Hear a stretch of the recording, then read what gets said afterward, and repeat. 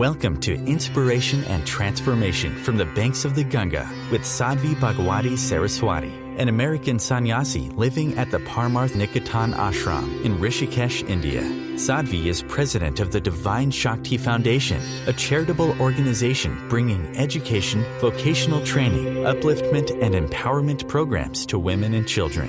Sadhvi is also Secretary General of the Global Interfaith Wash Alliance and Director of the world-famous International Yoga Festival. Join the musings of an American sannyasi as Sadhvi shares the wisdom and teachings of her guru, His Holiness Pujya Swami Chidanand Saraswatiji. Welcome, everyone, to Inspiration and Transformation from the holy banks of the sacred Ganga River in the land of Rishikesh, India. In order to find my peace, I need to go somewhere else. My favorite story about this is my Guru Pujya Swamiji's story, which is a story going back many decades of when he was young, and he went with a group of devotees from Parmarth to Kashmir, to a heavenly journey to the lake there, Dal Lake. And it was supposed to be a week. They ended up spending a month on the lake. And every week, everyone just said, oh, let us stay longer. And so they just kept staying. And it was this just exquisite trip. And every day the group would go out onto the beautiful lake with the boatman who would take them out onto the lake. And they just finally, at the end of the month, were so distraught to have to leave. It was paradise they'd been in. And the devotee who was organizing the logistics of the group went to the boatman to pay him for the whole month that he had been taking the group out onto the lake every day. And the boatman said, I don't need the money. I do need it, but I don't want it. Don't worry. He said, but really what I want is just 1 minute with Swamiji. Can you just I need a blessing from Swamiji. So they bring the boatman to Pujya Swamiji, and the boatman says to him, I don't know what horrible karma I must have done in some past life to get stuck here in this life. He said, just could you give me the blessing? I want to see Bombay.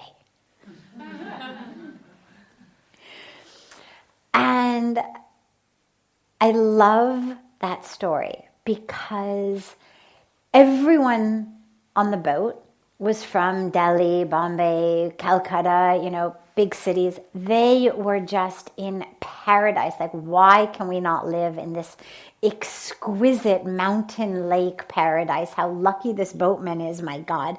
And he, literally in paradise, is dreaming of the streets of Mumbai. It was Bombay at the time. And there's an infinite number of stories like that, but I love that one the best. And this is just the workings of the mind. Wherever we are. I'm in a big city, I need to be on the ocean side. I'm at the ocean side, at the beach, I need to be in the mountains. I'm in the mountains, I need to be in a cave in the mountains. I'm in a cave in the mountains, I need to be in the big city. And so the cycle continues. Everybody's dreaming of being somewhere else. If I just could have, if I just could go, if I just could be. And the reason for that is that internally we're not in peace. But it's very easy to look outside and to blame everything on the outside. Oh, the problem is this work, this job, this colleague, this employer, this employee, this food, this weather, this whatever it may be.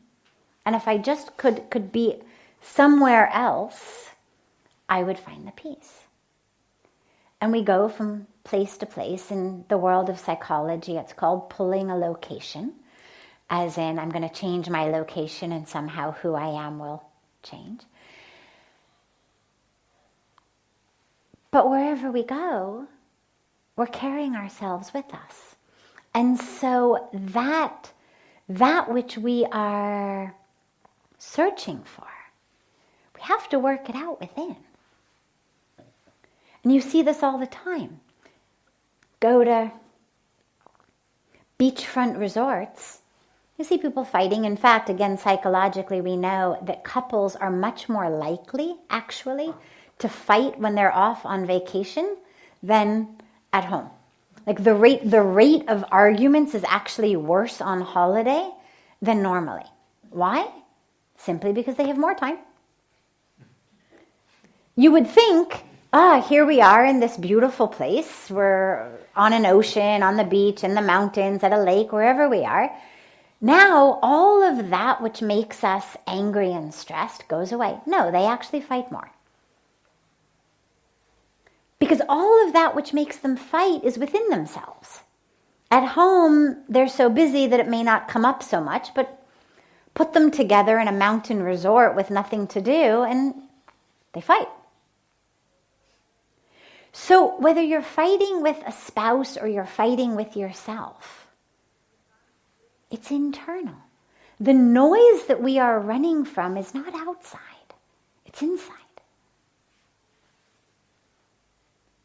And so regardless of where you are, that sense of I need to be somewhere else to feel peace is pervasive. Sadly, as you say, it exists even living in ashrams, living in caves, living in whether it's the most beautiful environmental place like Dal Lake in Kashmir, whether it's living in ashrams on the banks of Ganga, whether it's living in caves in the Himalayas, wherever it may be, until and unless we gain control of our own mind, we're not going to find that peace. And so we're going to keep looking outside for it. I wish that a cave somehow were the magic wand to all that ails you on the inside, or that, being in an ashram or being anywhere, that somehow were a magic wand that we're going to immediately and instantaneously and perfectly undo all of the internal knots within you. No. What it is a conducive place to drop into your work. It's a conducive place, both by the energetic surroundings, so you've got sacred energy vortexes in sacred places like this. You've got communities dedicated to this work, but it's not a magic wand. You've still got to do the work. The ego is going to pop up wherever you are. Why is his cave bigger than my cave? It doesn't matter where you are. It's everywhere. Because the ego's with you. So until and unless you do that work, you're going to be plagued by it. What an ashram gives you, or a cave gives you, is the space away from having to put food on the table, having to run out and buy the groceries and do the errands and do this, so that you actually have the space to focus on your work. You have the time to actually be able to give yourself in service. To do that.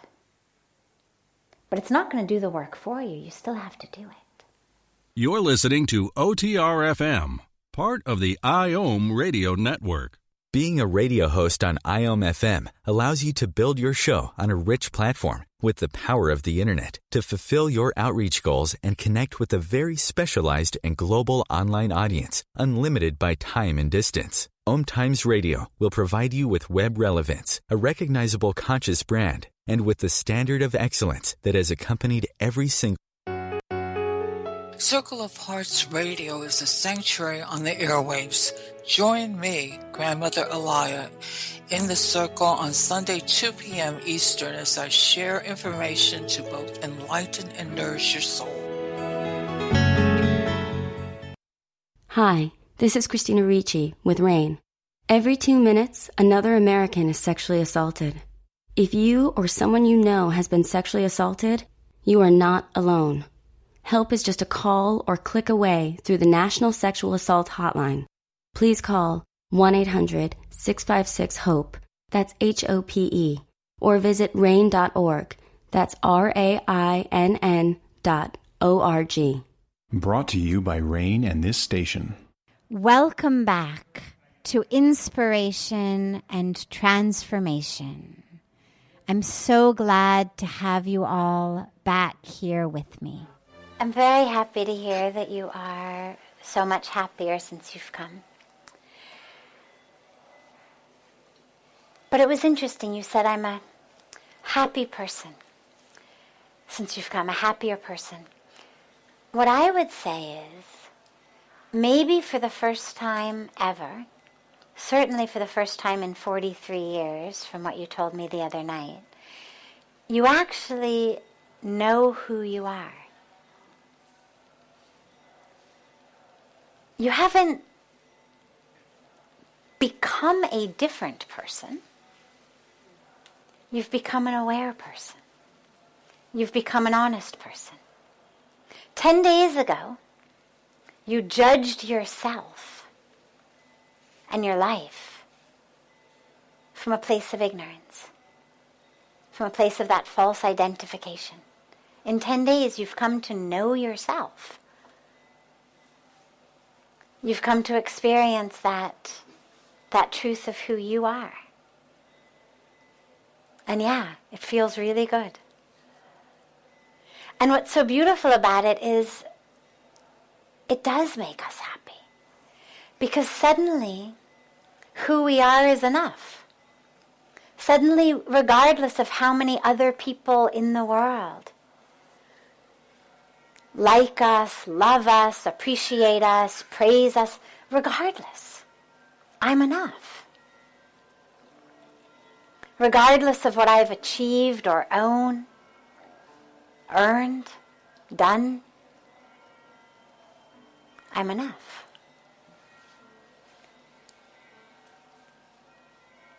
And that's really the core of happiness.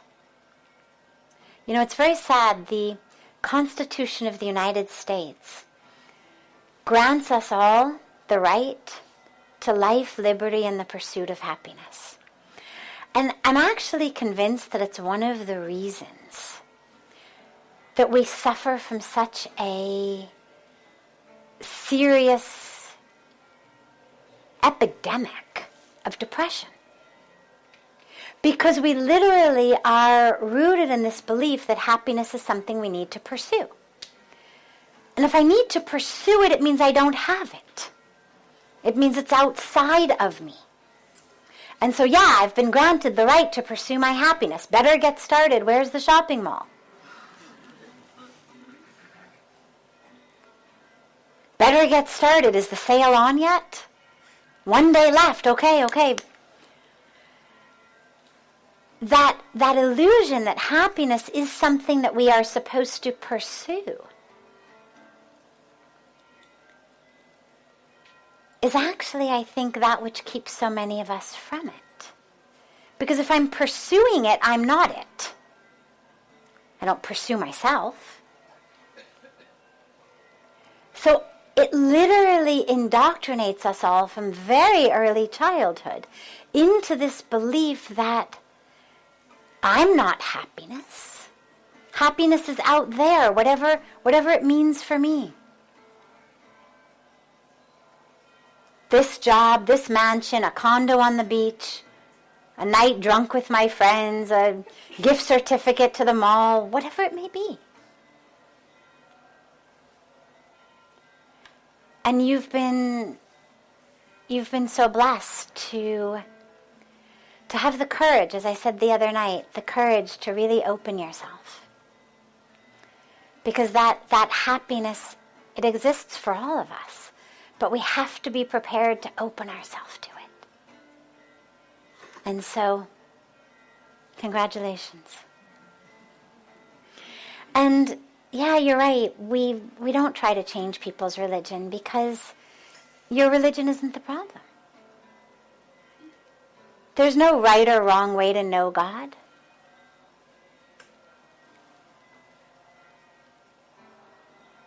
God is infinite. If God weren't infinite, it wouldn't be God, right? I mean, if God only existed in a box, then it would be something, but it wouldn't be God.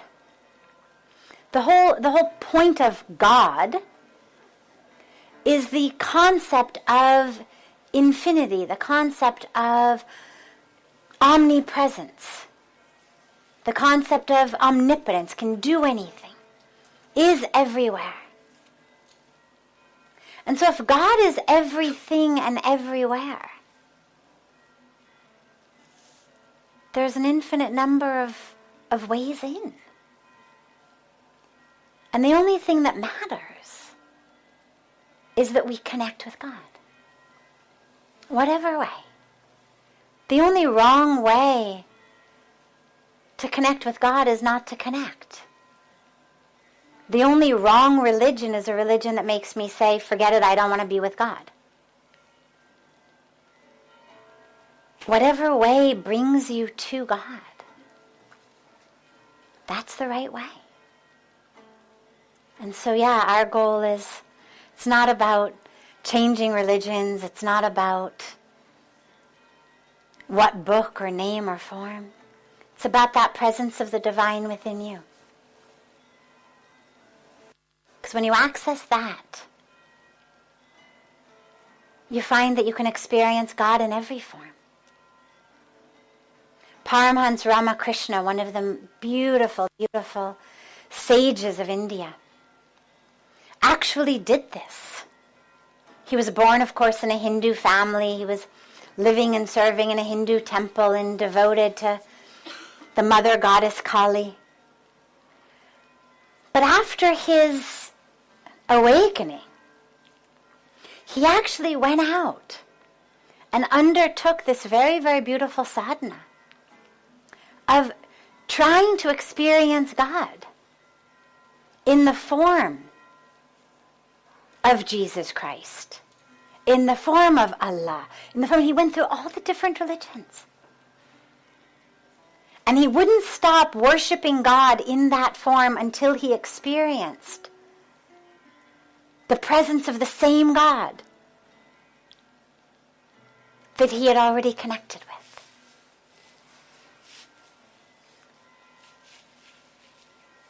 And it's such a beautiful teaching because there are different ways in.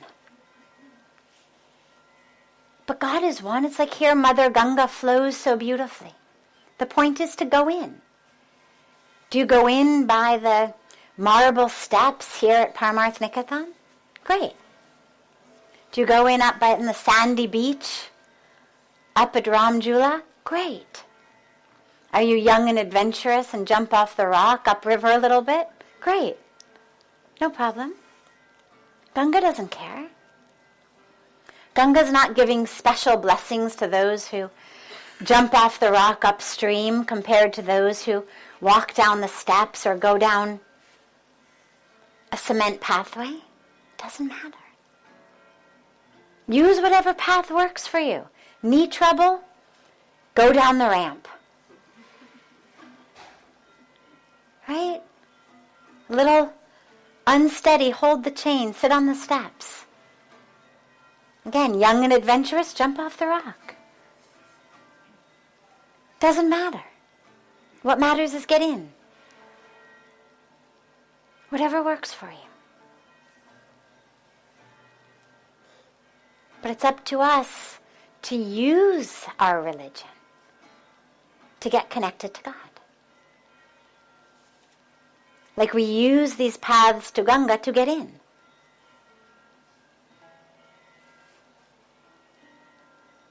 And every path, every religion has its prophets, its masters, its mystics. So we know it's doable every way. It's up to us. This is OTR-FM, part of the IOM radio network.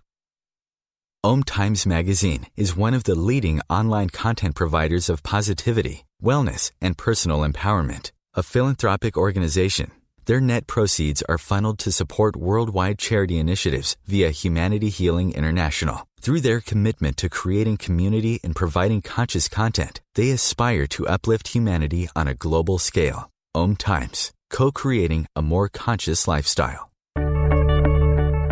Do you have time to read that inspiring book or that blog post you've been meaning to get to?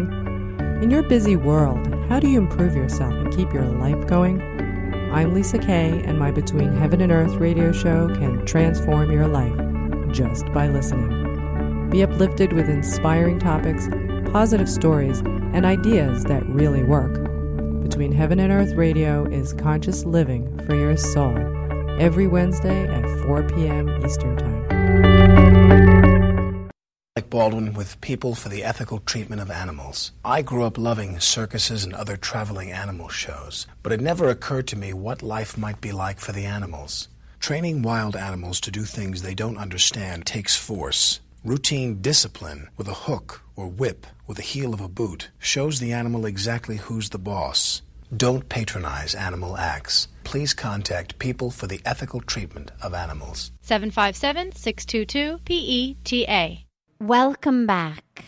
This is Sadhvi Bhagawati Saraswati with inspiration and transformation.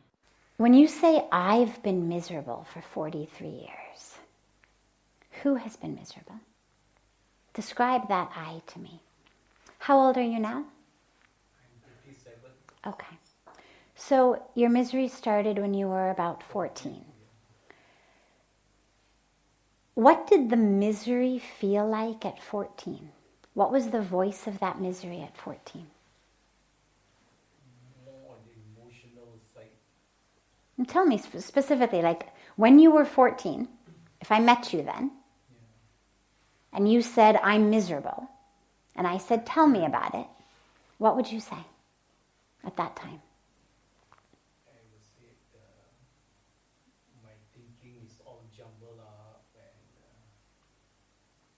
lots of worries and things like that.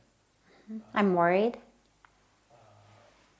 Maybe the hormonal change when I was turning into a I'm hormonal, teenage yes. person. Okay, so I'm worried. This is the 14-year-old you.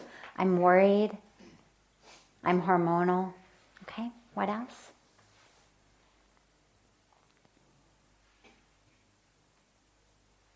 Maybe I read one expression, I'm too gentle for the world, something like that. I'm too gentle for the world. Well, what that means is the world... Not tough enough to handle the world. Well, but what it means is the world is an unsafe place. If I need to be tough... In my mind, it's a very harsh place. But remember, we're speaking only from your mind. So it's your 14-year-old mind. I'm worried, I'm hormonal, I'm unsafe. Okay.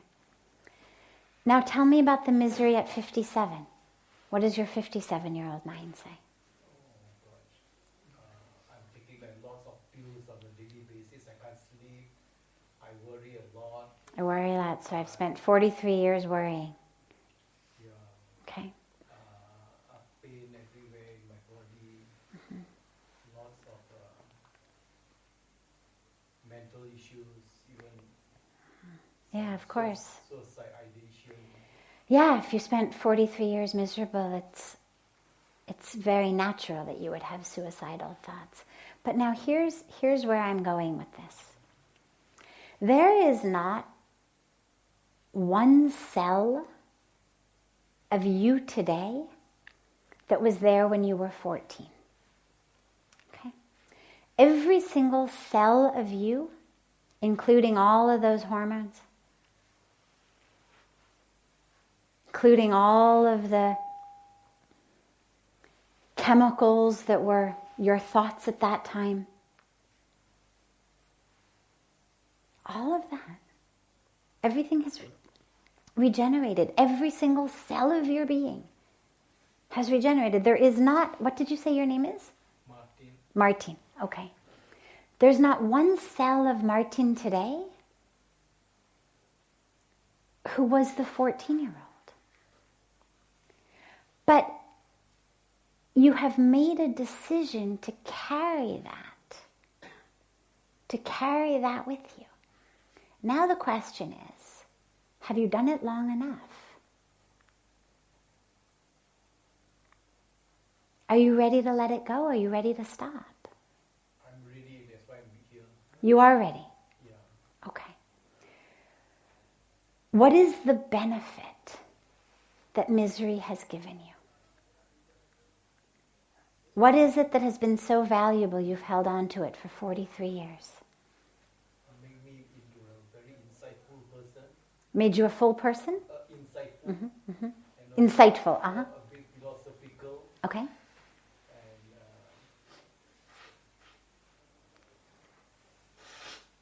maybe has toughened me up a little bit as well. It's made you tough enough for the unsafe world. So here's the dilemma, Martin. That misery is a pattern, a way, a habit of thinking. That's all it is. It's a default way of thinking. You were worried at 14. Now if I say to you, what were you worried about? I'm sure it would be school, maybe girls, maybe your family, maybe your grades. As you said, you were hormonal, maybe changes in the body, whatever it may be. Today, the things that you're worried about presumably are very different. But that habit of worry has become your default way. It's like that valley that the river has cut through. Now the question is, are you really ready to let it go? And the dilemma is going to be for you, who is Martin if you're not miserable?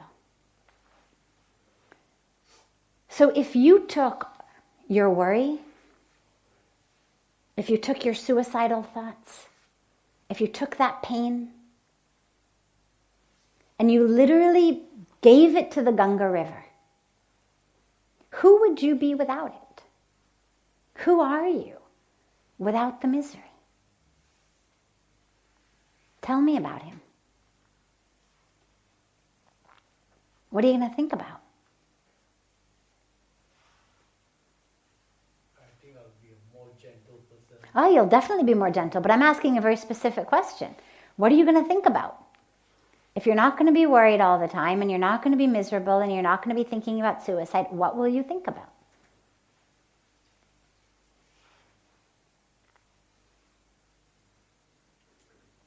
And I ask this question because a lot of us hold on to our negative patterns because they are all we know. And this emptiness, this void that I'm dropping him into of what will you think about? Who will you be without it? He's walking into it very courageously, but it's a very scary place. If I'm not the person I know, if I'm not miserable, messed up, alcoholic, drug addicted, whatever I may be, well, who am I then? What will I think about? What will I do? What will be my excuse for not stepping up to the plate of my life? If I'm not identified as the abuse survivor, if I'm not identified as the alcoholic or child of an alcoholic, if I'm not identified as the one who's depressed and suicidal, well then, who am I, and what is my excuse for not stepping up to the plate of my life? And that's a scary place to go. And so as you say so beautifully, you're ready, wonderful. And I can see you are because you're walking very courageously. And you need to realize who you are without that. So let's look at that for a minute. Who is Martin? who isn't miserable. He's gentle, absolutely. And what else? If you're not miserable and you're not suicidal, you're not in pain, who are you then?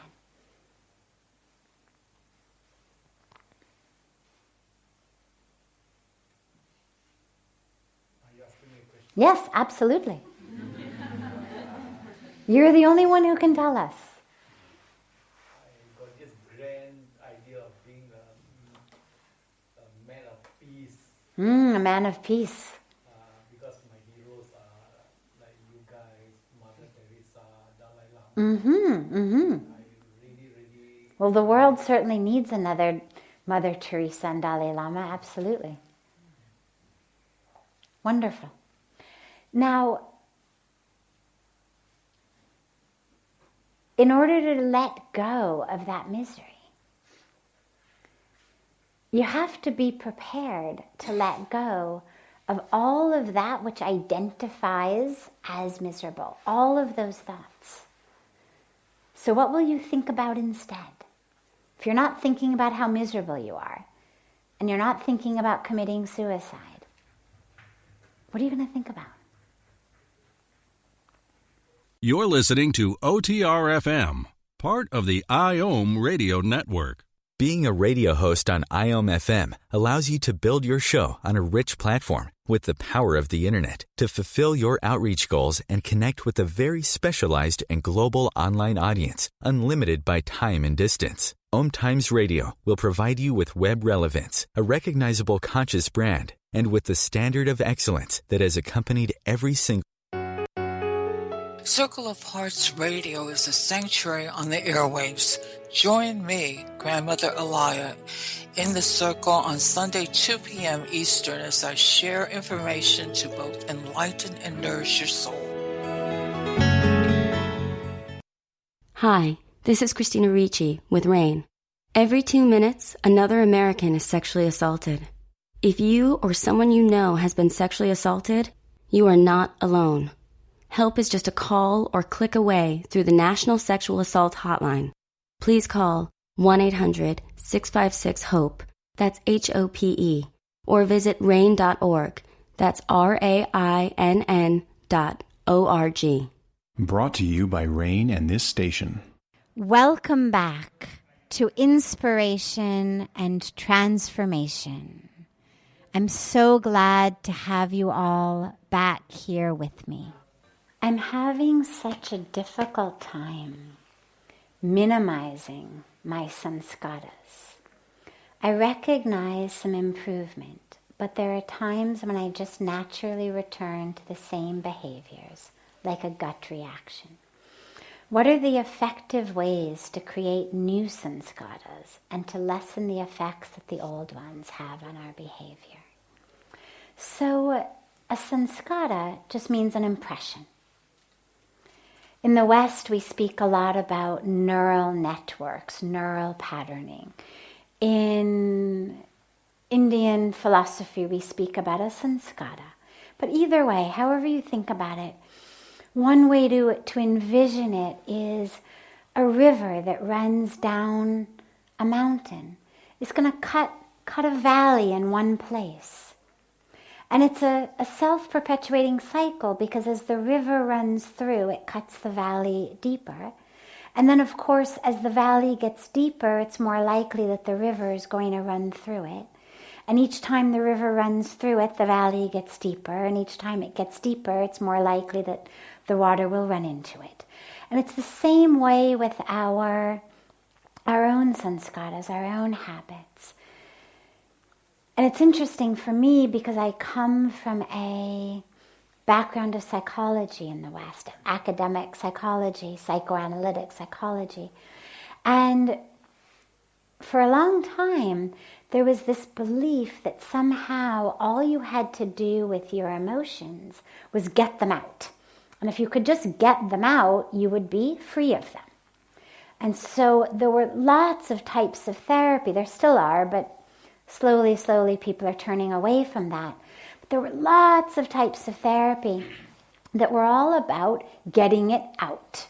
Screaming, yelling, baseball bats into pillows and, whatnot.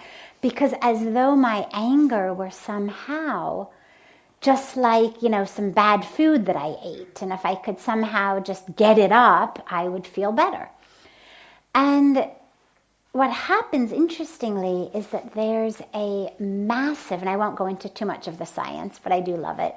There's a massive rush of endorphins that we get. Massive rush of adrenaline that we get when you're screaming, you're yelling, you're hitting, you're screaming and crying, you're doing all these things. It's a rush. It's a rush of endorphins, it's a rush of adrenaline, it's a rush of all of these chemicals in the body, many of which give us pleasure. And so what ends up happening is in the brain, we actually do feel a lot better because we've had this extraordinary rush of endorphins. And you're tired and you've got that feeling, feel so much better. The dilemma is what we now know is that actually that's deepening a sanskara. Far from getting anything out, what you're actually doing is making it more likely that next time you're going to need to scream and yell and punch something. And now, that doesn't mean suppress or repress or deny. We have to be truthful with what's going on. But there's a way to be an honest witness that doesn't deepen the sanskara. So we're moving through the world with these impressions. And then you've got a field that in all of its best intentions is actually in many cases getting us more deeply yoked to our own dramas, to our own issues, than getting us free.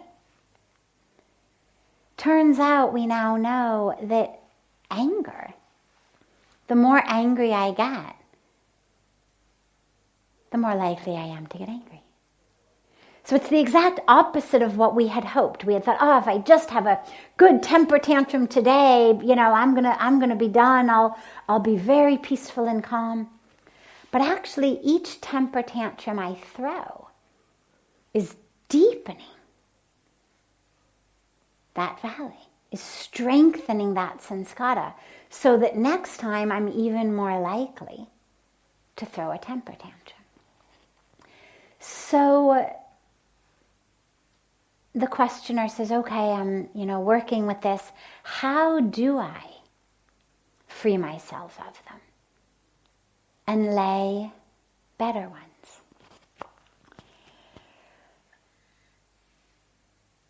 The dilemma is all of this is taking place here. Literally in our very physical brain, in our emotions, in our thoughts, and all, it all exists right here. And the problem with that is that most of us try to do the sort of one part talking to this part, and then I'm going to tell you what to do, without realizing, well, the dilemma is we're all in the same place. We're all in the same mind. All these different voices that you're having are actually all in the same mind. And so what happens is if I say, let's say I have a sanskara of ego. So let's say that my sanskara is I'm better than everybody else, or I deserve more than everybody else, or I'm the one who should always be, the most taken care of. Or it could be the exact opposite. Because the ego, by the way, most of us, when we think of the ego, we think of it as that which says, oh, you're the best, you're the most wonderful, you're the highest. And it is. But the ego is also the one who says, you're the worst, you're the lowest, you're nothing. They're just different faces of the same ego. So, but for the sake of this example, let's say that I've got an ego that says, I'm the best, I'm the most deserving, I'm the smartest, I'm everything. Okay. So then I am on a spiritual path and I say, I need to get free of that sanskara that's keeping me from the truth of who I am, the truth of my divine self. Because the I am the best is an I in separation. It's me as an individual over here, separate from you, separate from you, separate from you. That about me which is best is when I realize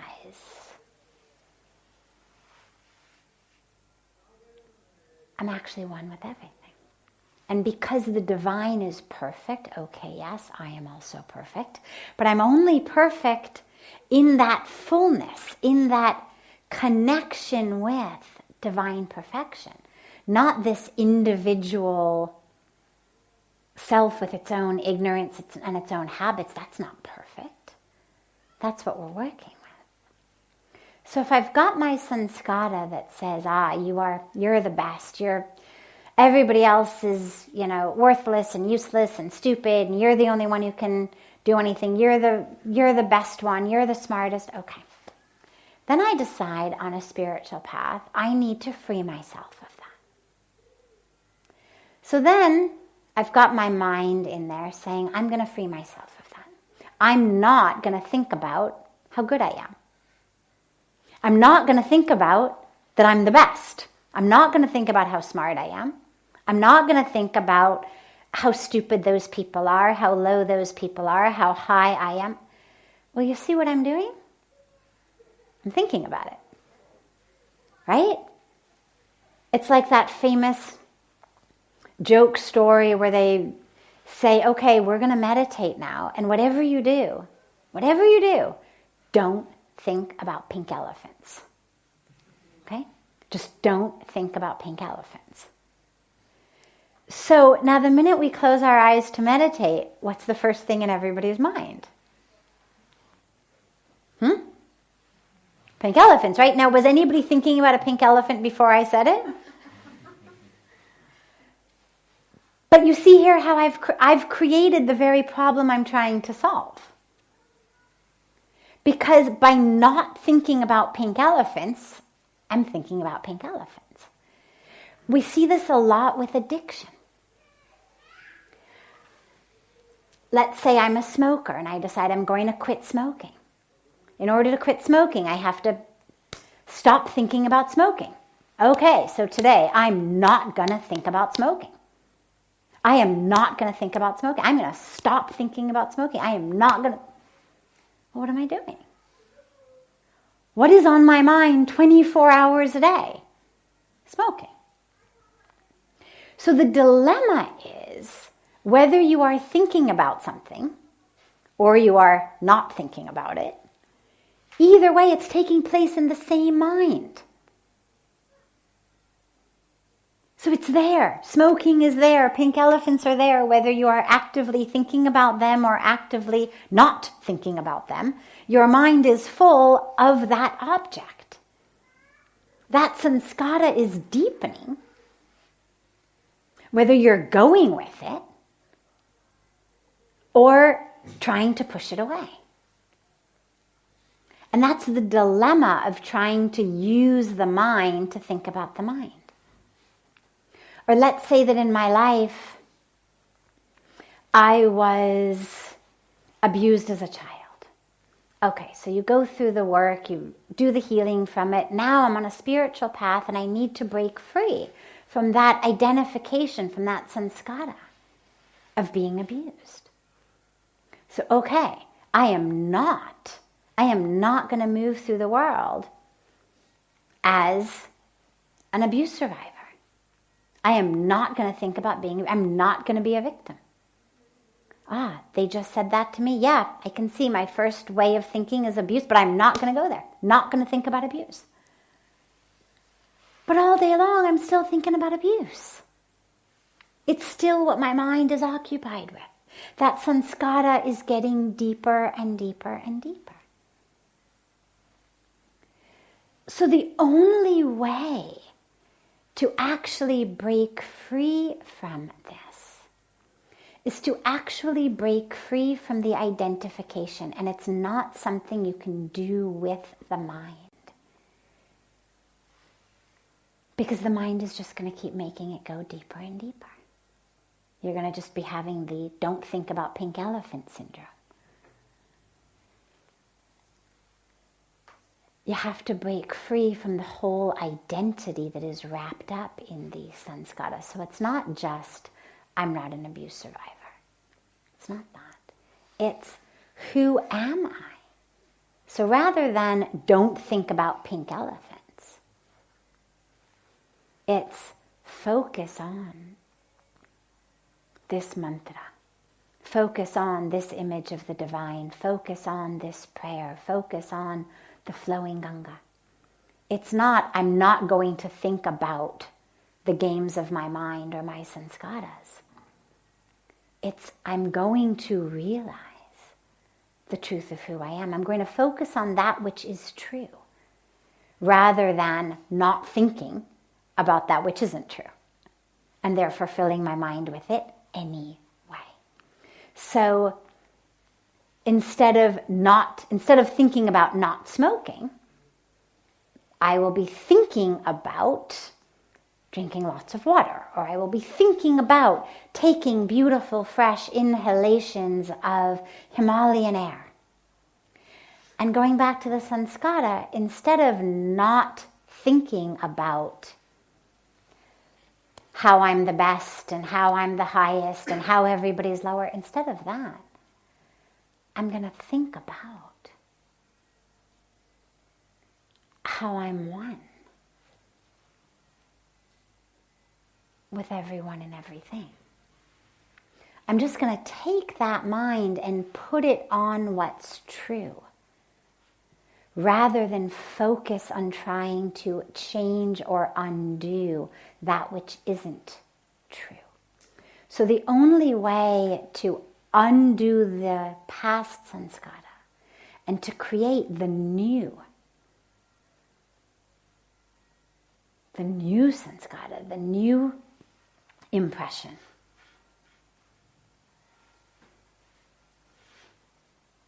is to focus on what's true. Focus on what's light. Focus on what's full. So if I've got a sanskara toward anger, instead of not being angry, I'm going to focus on love.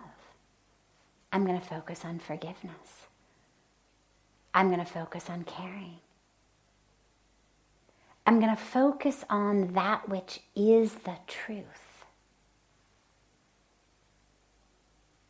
And that's the way out.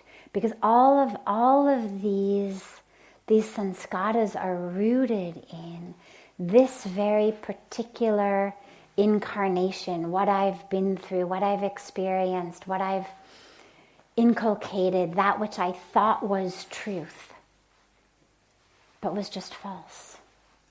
It's all rooted in who I think I am, what my place in the universe I think is, what my interaction with the universe I think is. And the only way to free myself of that is to realize that that entire being isn't real. It's like I'm spending all day long debating the merits of, Tom and Jerry, or some made-up cartoon character.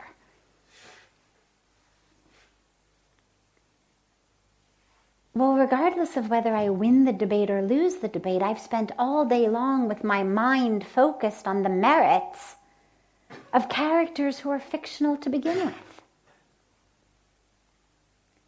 In the same way, that false sense of self, that small sense of self, here's what I experienced, here's what's happened to me, here's what so-and-so did or said, here's my problems, here's my challenges, here's this, here's that. This is all that made-up caricature of ourselves to keep ourselves small.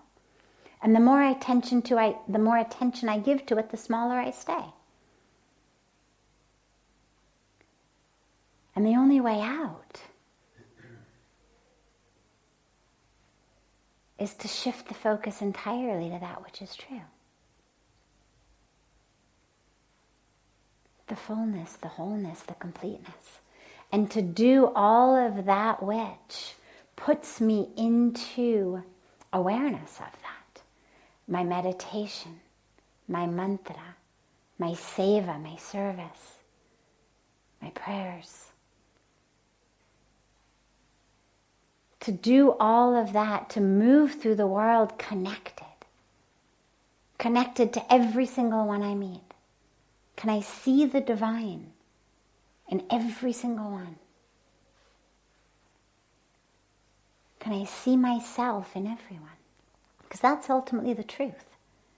And what you find is that all of your internal games and stuff automatically dissipates the minute you start to try to see literally yourself, your capital S self, in others. And the minute that you can catch a little glimpse of, oh yeah, there you are. Wow. Okay, amazing. The minute you have that experience of here I am in there, pulls you out of all the stories that exist only in here. And the more you can do that, the freer you become. Not because you've created some new story, but because you've freed yourself from all of them. Because what most of us do, sadly, when we embark on a spiritual path is we just give ourselves a new identity. So now I'm the spiritual one, and see, I've got my cushion, and I've got my mala beads, and I've got, I've got my incense, I've got all my accessories. I'm a very nicely accessorized, now spiritual being. And we just create a whole new persona for ourselves. So I used to be this one, and now I'm this one. We just go through our lives like that. But at least with spirituality, the whole point is to be free. So we have to, if you just move from being the guy in the mailroom to being the president of a company, okay, it's a whole new role, and now you've got new clothes and a new office and a whole new set and whatnot. All right. But at least when we're shifting into a spiritual path, we have to realize it's not about the roles. It's not about just a new persona. It's about breaking free. And therefore, whether you're earning your keep as the mailman, as the CEO, as a doctor, a lawyer, a teacher, a garbage man, a sannyasi, a homeless person, a beggar, whatever you may be, it doesn't matter.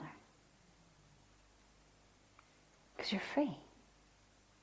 Because the self I'm seeing in you isn't the 48-year-old American female sannyasi. It's not, oh yeah, there she is. I'm not seeing my role in you. I'm seeing the role-less, persona-less, drama-less self in you.